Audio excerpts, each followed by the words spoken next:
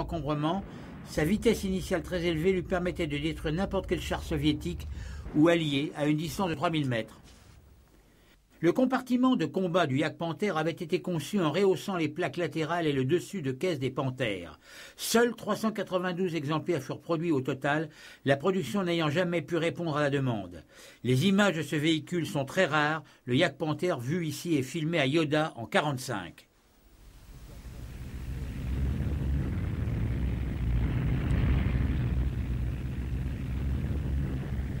Ce Yak Panther abandonné, auquel il manque les chenilles, était embusqué avec deux autres au passage d'une colonne de Churchill appartenant à la 6e Guards Tank Brigade, le 30 juin en Normandie.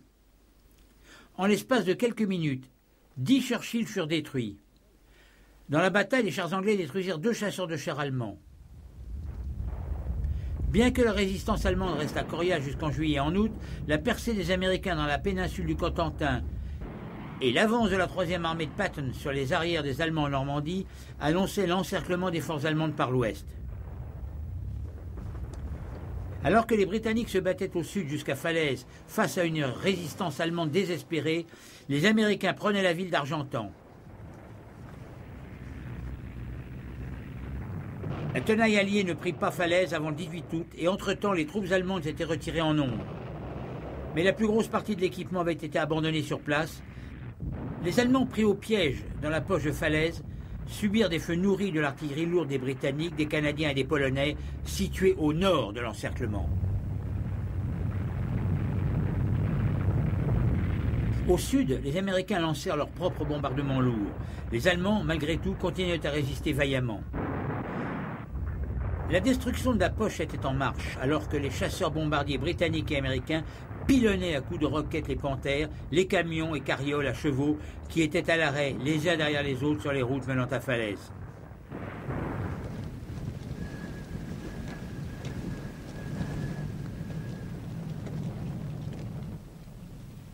Très peu de panthères survécurent à la destruction et leur carcasse, abandonnée, noircie et fumante, fut filmée par les caméramans alliés après la reddition des forces allemandes encore présentes dans la poche.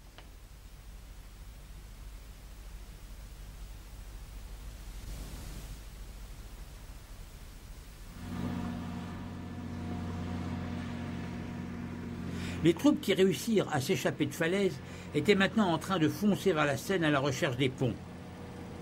Les véhicules lourds passaient par des chemins étroits sous les bombardements incessants des avions alliés.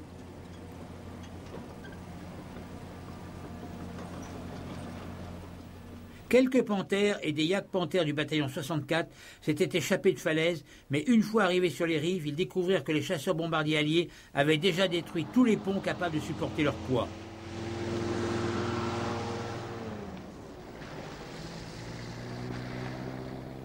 Les blindés allemands étaient ainsi bloqués. Seuls quelques véhicules légers purent emprunter les bacs ou les pontons de fortune construits à la va-vite. Dans ces conditions, les équipages n'eurent d'autre choix que de détruire leurs machines. Ce n'est seulement que vers la fin de la guerre que le Panther en action devint une image habituelle des informations. Cela reflète le nombre croissant de Panthers en service, une marque de la fin du Tigre 1 et un signe du très petit nombre de König Tiger en service dans les bataillons de chars lourds. Ces unités étaient l'objet de toutes les attentions de la part du département de la propagande du fait de la volonté de les présenter au public allemand comme des unités d'élite. Ces Panthers A appartiennent aux 60 chars du Hermann Göring Panzerkorps, filmés au combat entre le 15 octobre et le 4 novembre 1944, lorsque l'armée rouge lança son invasion de la Prusse orientale par un raid entre les villes de Gumbinnen et Goldap. La riposte allemande consista en une contre-attaque concentrique pour verrouiller la retraite des soviétiques, tandis que le Hermann Göring Korps et le 39e Panzerkorps avançaient sur les flancs de la 11e armée de la garde. Comme ils avaient la supériorité aérienne, les Stuka allemands bombardèrent l'avance blindée soviétique, suivie au sol par les Panthers. Bien qu'il soit exact que les Panthers aient infligé de lourdes pertes aux blindés russes, mieux vaut garder à l'esprit que, dans un bruit de propagande, les équipes de caméras allemandes n'ont jamais montré de carcasses de chars ni de corps de soldats allemands. Après l'invasion de la Roumanie par les forces des 2e et 3e fronts ukrainiens en août 1944, le peu de forces allemandes encore disponibles opposa une farouche résistance face au raz-de-marée de l'armée rouge. La destruction de la 6e armée allemande ouvrit les plaines de Roumanie et de Hongrie aux forces très mobiles et rapides de l'Union soviétique. Bien que les poussées soviétiques furent localement freinées par les panthères, ces contre-attaques n'auront aucun impact sur le tableau général, malgré toutes les qualités de leurs équipages.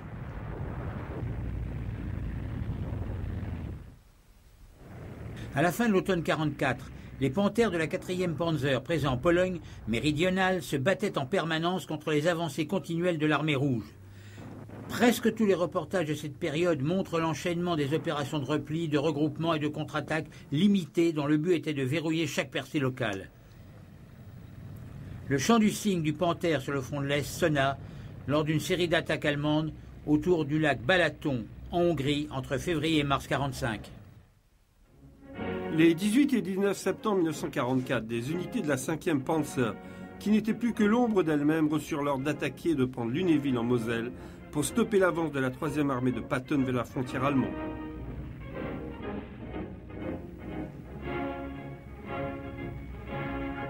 Les quelques panthères disponibles, principalement des modèles G, venaient de la 112e Panzer Brigade. Une fois Lunéville prise, l'attaque de la 4e division blindée américaine fut stoppée et 50 chars détruits. Ces images uniques des actualités montrent une version très rare du Panther dépanneur, remorquant un encore plus rare Yak Panther. Ce Panther G abandonné montre clairement la plaque latérale en une pièce, caractéristique de cette version. Ce que l'on ne peut pas voir ici, c'est la plage arrière et l'avant de la caisse repensée, ainsi que la trappe du pilote remplacée par un périscope. Le masque du canon est aussi plus proéminent. 3740 exemplaires du modèle G ont été produits vers la fin de la guerre. Bien qu'Hitler a exprimé son désir de lancer une offensive majeure dans l'Ouest, alors même que ses troupes se retiraient de France, c'est seulement en octobre que la planification commença. L'idée de manœuvre était de lancer 2 Panzerkorps sur les Ardennes, mal défendues, de traverser la Meuse puis de foncer sur Anvers pour séparer les forces américaines en France des Anglo-Canadiens dans les polders.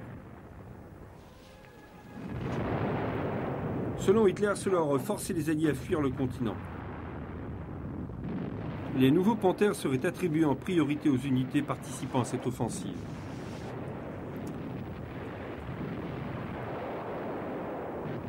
Le 15 décembre, veille de l'offensive, 400 Panthers étaient disponibles sur les 1200 chars censés participer à l'opération.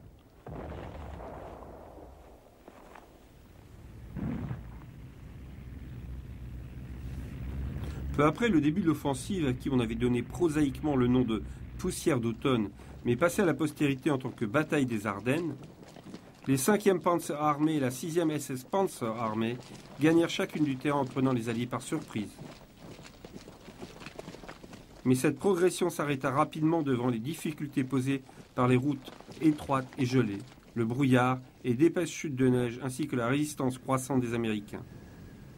Le 24 décembre, la 5e armée réussit à progresser vers le sud, mais toute avancée vers l'ouest était bloquée à Bastogne par une défense américaine tenace qui refusa de se rendre. Le 26, une colonne du 3e corps américain va relever les troupes positionnées à Bastogne. Von Rundstedt voulait déjà annuler l'offensive, mais Hitler l'interdit. Le 28, l'initiative allemande s'essouffla. Les chars étaient à court de carburant et furent abandonnés. La campagne boisée des Ardennes, l'opportunité de se camoufler rendait facile l'embuscade de chars, ce que firent de nombreux tankistes et autres chasseurs de chars américains. Ce n'était pas le meilleur environnement pour le Panther qui ne pouvait tirer profit de sa précision à longue portée.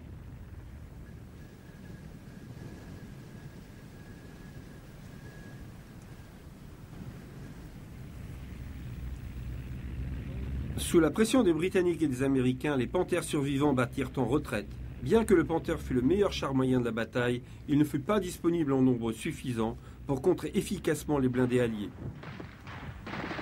Les pertes alliées se chiffraient à quelques milliers de chars et autres véhicules détruits, ce qui représente à peine 10% des blindés alliés présents en Europe à ce moment-là.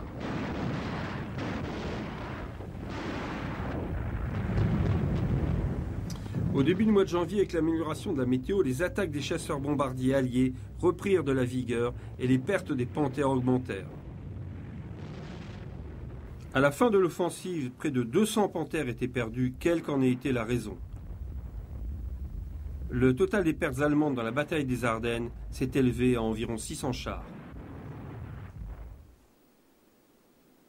Ce Panther G, modèle de fin de série reconnaissable au masque du canon et aux échappements surélevés à l'arrière, a été détruit à Houghton en Belgique par les forces américaines le 26 décembre 1944.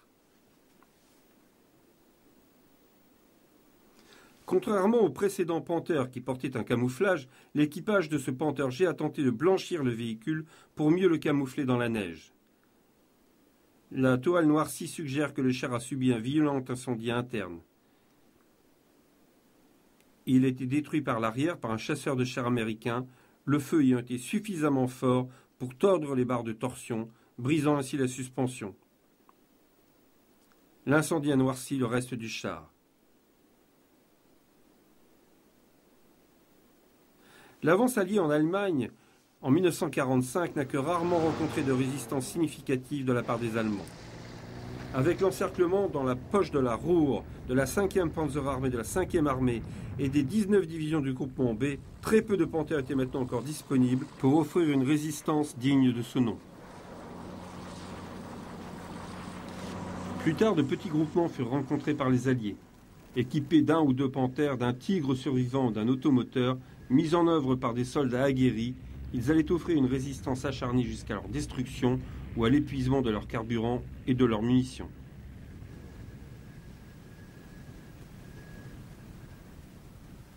D'autres matériels abandonnés jonchaient les routes, tels ce Panther G examiné par un groupe de soldats américains. L'équipage avait clairement essayé de cacher son char aux chasseurs-bombardiers alliés qui frappaient des têtes de colonne, volant en rase-motte et tirant sur tout ce qui semblait menaçant.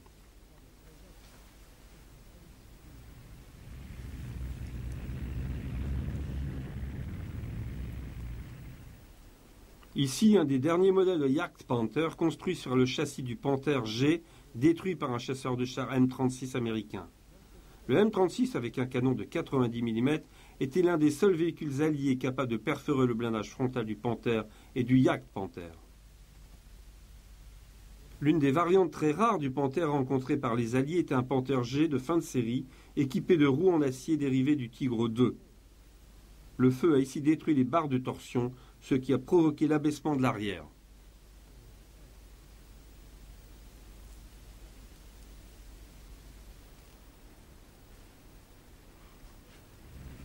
Ces images de panthères au combat près de Bresnel ont été prises au moment où Goebbels fit fermer les cinémas et stopper les journaux d'actualité hebdomadaires en mars 1945.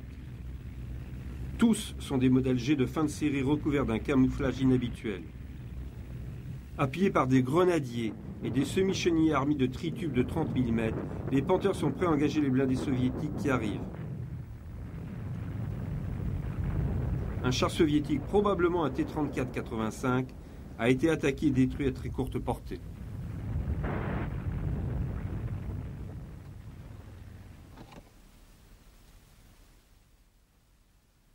L'offensive finale des Soviétiques pour prendre Berlin débuta avant l'aube, le 16 avril 1945, par un tir de barrage d'artillerie de 8000 tubes et lance-roquettes multiples. Ils étaient dirigés vers les positions allemandes depuis les hauteurs et commandés par le général russe Georgi Yukov. Plus au sud, son rival, le maréchal von Konev, lançait sa propre offensive avec le premier front d'Ukraine 1h15 plus tard.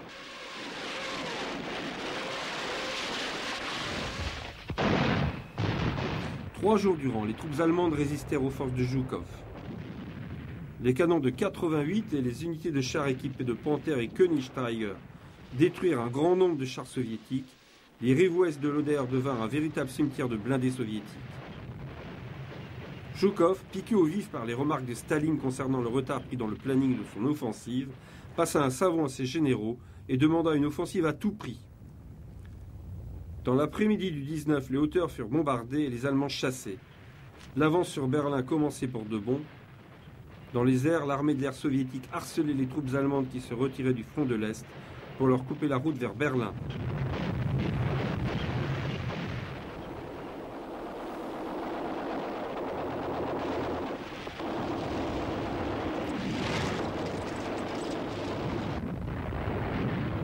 Le 25 avril, Berlin était complètement encerclé. Un petit nombre de panthères et d'autres chars restaient dans la ville pour résister à l'avancée soviétique, alors que ceux-ci manœuvraient avec des chars moyens et lourds, tels le T-34 et le JS-2, appuyés par les canons d'assaut Isu-122 et 152. Le 30 avril, la 150e division soviétique s'était frayé un chemin jusqu'au Reichstag qui était défendu par les derniers fanatiques SS, assistés par les jeunesses hitlériennes.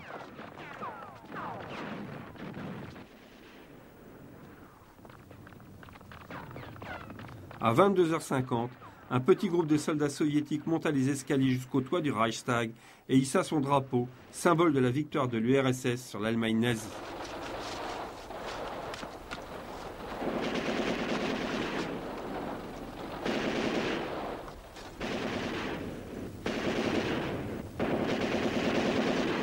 Hitler se suicida et le 2 mai, les soldats allemands encore présents dans la ville se rendirent. Berlin était tombé.